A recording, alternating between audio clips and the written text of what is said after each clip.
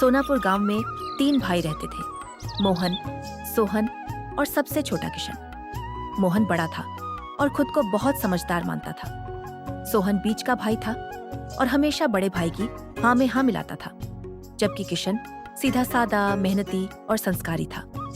एक दिन उनके पिता का देहांत हो गया। पिता के जाने के बाद तीनों भाइयों के सामने सबसे बड़ा सवाल था संपत्ति का बंटवारा। एक सुबह मोहन ने दोनों भाइयों को बुलाया।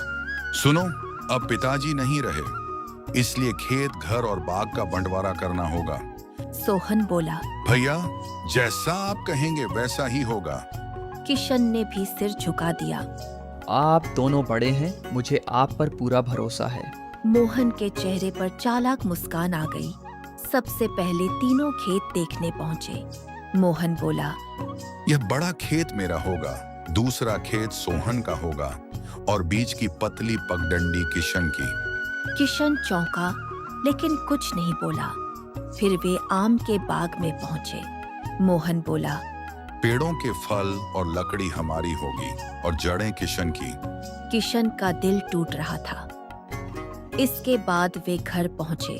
मोहन ने कहा, घर के एक कमरा मेरा और एक कमरा सोहन का होगा और छत किशन की। अब किशन के हिस्से में केवल पगडंडी, पेड़ों की जड़ें और घर की छत बची थी।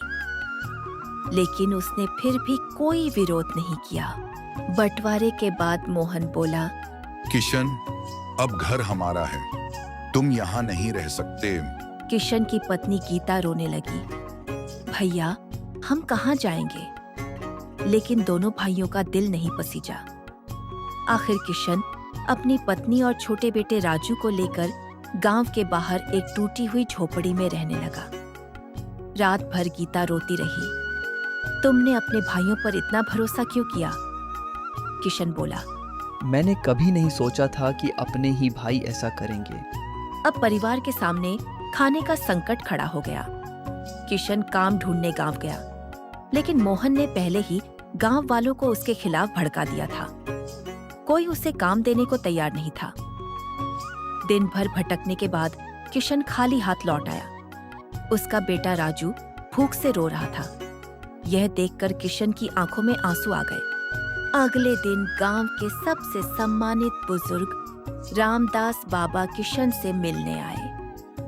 उन्होंने सारी बात सुनी, फिर मुस्कुराकर बोले, बेटा, चिंता मत कर, तुम्हारे भाइयों ने जो हिस्सा दिया है उसी हिस्से का इस्तेमाल करो। किशन समझ नहीं पाया। मैं कुछ समझा नहीं बाबा। रामदास बाबा बोले, समय आने पर सब समझ जाओगे।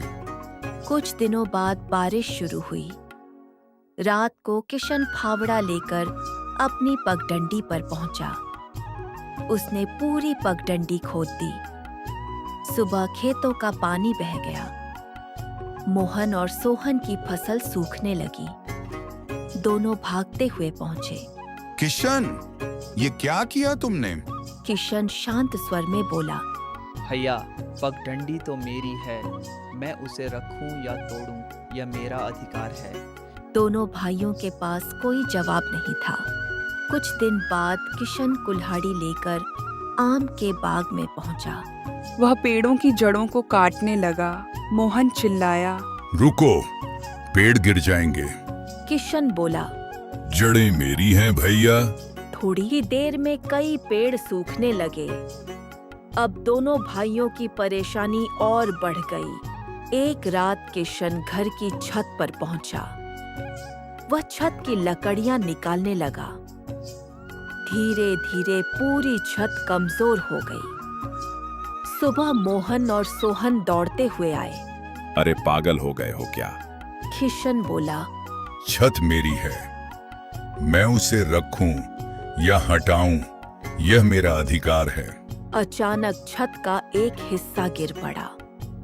दोनों भाई डर गए। अब मोहन और सोहन को अपनी गलती समझ आने लगी। उन्होंने देखा कि लालच के कारण वे खुद ही नुकसान उठा रहे हैं। उस रात दोनों भाइयों को नींद नहीं आई। मोहन बोला, किशन ने कभी हमारा बुरा नहीं चाहा। अगली सुबह दोनों भाई किशन की झोपड़ी पर पहुंचे। सोहन बोला, हमें माफ कर दो भाई, हम लालच में अंधे हो गए थे। दोनों की आंखों में पछतावे के आंसू आ गए।